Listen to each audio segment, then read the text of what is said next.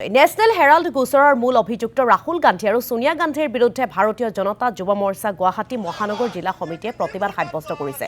হেঙেৰাবাৰীৰ PHE কাৰ্যালয়ৰ খেলপথাৰত এই প্ৰতিবাদী কাৰ্যসূচী। PHE কাৰ্যালয়ৰ খেলপথাৰৰ পৰা বিজেপি কাৰ্যালয়লৈ প্ৰতিবাদী সমদল ভাৰতীয় জনতা যুৱ মৰ্চা। গতিকে প্ৰতিবাদস্থলীত উপস্থিত থকা আমাৰ সাংবাদিক শচীন শ্যামন্ত বৰাৰ কাষলৈ যাবলৈ বিচাৰিছোঁ। শচীন, পোনপটীয়াকৈ আপোনাৰ কাষলৈ আহিছোঁ। আজি নেশ্যনেল হেৰাল্ড গোচৰৰ মূল অভিযুক্ত ৰাহুল গান্ধী আৰু সোনিয়া গান্ধীৰ বিৰুদ্ধে ভাৰতীয় জনতা যুৱ মৰ্চা গুৱাহাটী মহানগৰ জিলা সমিতিয়ে প্ৰতিবাদ সাব্যস্ত কৰিছে। গতিকে তেওঁলোকৰ দাবীসমূহ কি বা তেওঁলোকে কি বিষয়ক লৈ এই আচলতে তেওঁলোকৰ মূল দাবীসমূহ কি বা প্ৰতিবাদী কাৰ্যসূচীৰ মূল কাৰণসমূহ কি আমি আপোনাৰ জৰিয়তে জানিব বিচাৰিছোঁ।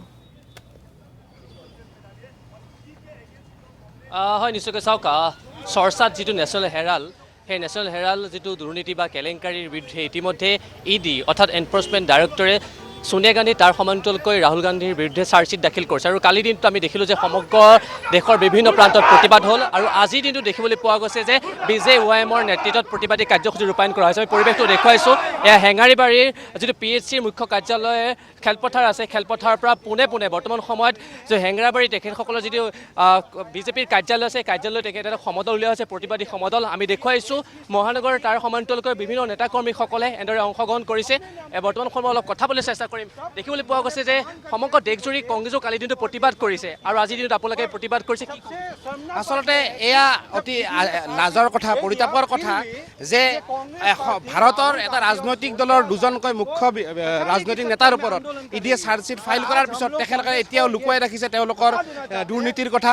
আৰু আমি তেখেতসকলক আমি বিচাৰোঁ যে ন্যায় কাৰো উৰ্ধত নহয়, আইন কাৰো উৰ্ধত নহয়, আইন কাৰো উৰ্ধত নহয়। গতিকে ভাৰতীয় জনতা যুৱ মৰ্চা অসম প্ৰদেশৰ উদ্যোগত যি এই ধৰ্ণা কাৰ্যসূচী হৈছে, এই কাৰ্যসূচীৰ জৰিয়তে আমি তেখেতসকলক জনাব বিচাৰোঁ যে অতি শীঘ্ৰে তেখেতসকলক গ্ৰেপ্তাৰ কৰিব লাগে, আইনত দোষী সাব্যস্ত হয়। আপোনাৰ কাষলৈ আহিছোঁ। তেওঁলোকে কৈছে যে ষড়যন্ত্ৰমূলক। আৰু ইফালে মহানগৰীত কংগ্ৰেছৰ প্ৰতিবাদী কাৰ্যসূচী খোজকাঢ়ি DGPৰ কাৰ্যালয়লৈ কংগ্ৰেছ নেতৃত্ব ৰাজীৱ ভৱনৰ পৰা আৰম্ভ এই প্ৰতিবাদী কাৰ্যসূচী। নেশ্যনেল হেৰাল্ড গোচৰ সন্দৰ্ভত EDৰ চাৰ্জশ্বিটৰ বিৰুদ্ধে এই প্ৰতিবাদ সাব্যস্ত কৰিছে। আমি পোনপটীয়াকৈ আমাৰ জ্যেষ্ঠ সাংবাদিক অমৰেন্দ্ৰ ডেকাৰ কাষলৈ গৈছোঁ।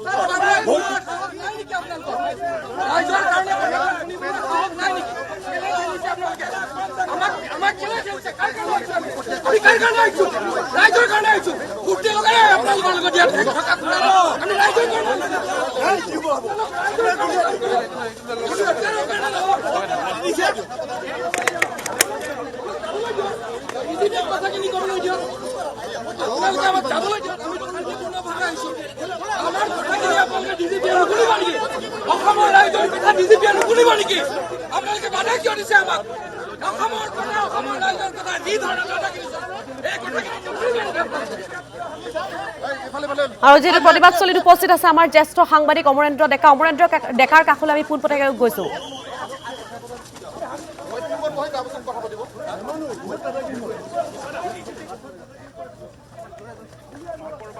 বিজেপিৰ যি নিৰ্দেশ, সেই নিৰ্দেশ অনুসৰি আৰক্ষীয়ে কাম কৰিছে, এনেধৰণৰ অভিযোগ আজি সংবাদমেলৰ সময়তে আহিছিল। আৰু তাৎক্ষণিকভাৱে তেওঁলোকে সংবাদমেলৰ পৰাই পোনপটীয়াকৈ ওলাই আহিছিলে আৰক্ষী সঞ্চালক প্ৰধানক সাক্ষাৎ কৰি অভিযোগনামা দাখিল কৰিবৰ কাৰণে। কিন্তু তেওঁলোকে পদব্ৰজে আহিছিল আৰু পদব্ৰজে ৰাজীৱ ভৱনৰ পৰা DGP কাৰ্যালয়লৈ অহাৰ সময়তে তেওঁলোকক বাধা দিয়া হৈছে।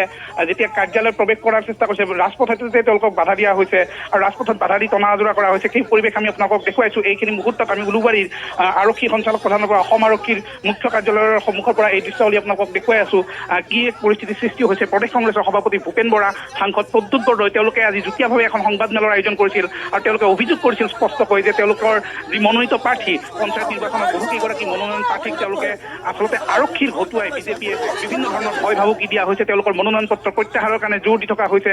বাৰে বাৰে তেওঁলোকক বিভিন্ন ধৰণৰ ভুৱা গোচৰ জাপি দি তেওঁলোকে যাতে কোনো কাৰণতে কংগ্ৰেছৰ প্ৰাৰ্থী হিচাপে নিৰ্বাচনত অৱতীৰ্ণ নহয়, তাৰ কাৰণে তেওঁলোকক ভাবুকি দি থকা হৈছে। সমান্তৰালকৈ ধনবল চলিছে আৰু বিজেপিৰ যিসকল নেতা পালি নেতা আছে তেওঁলোকৰ সৈতে অসম আৰক্ষীৰ একাংশ বিষয়া, একাংশ ভাৰপ্ৰাপ্ত আৰক্ষী পৰ্যায়ৰ বিষয়া একেলগে গৈ আচলতে মনোনীত প্ৰাৰ্থীসকলক ধমকি দিছে, বিভিন্ন ধৰণৰ ভয় ভাবুকি প্ৰদান কৰিছে।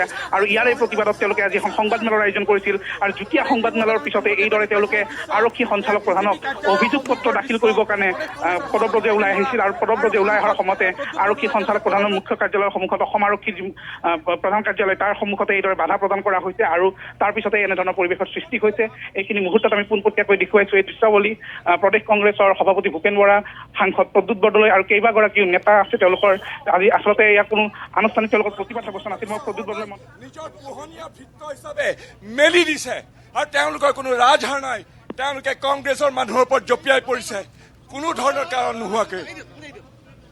কংগ্ৰেছৰ সভাপতি ভূপেন বৰাৰ ওচৰলৈকে যদি সম্ভৱ হয় আৰু এনেদৰে প্ৰতিবাদ সাব্যস্ত কৰা দেখিবলৈ পোৱা গৈছে। মহানগৰীত কংগ্ৰেছৰ প্ৰতিবাদী কাৰ্যসূচী খোজকাঢ়ি এনেদৰে ডিজিপিৰ কাৰ্যালয়লৈ কংগ্ৰেছ নেতৃত্ব আগবাঢ়িছে আৰু ৰাজীৱ ভৱনৰ পৰা আৰম্ভ হৈছে এই প্ৰতিবাদী কাৰ্যসূচী। গতিকে সেই স্থানৰ পৰা আমাক কিছু পৰিৱেশ দেখুৱালে আমাক আমাৰ সাংবাদিক অমৰেন্দ্ৰ ডেকাই।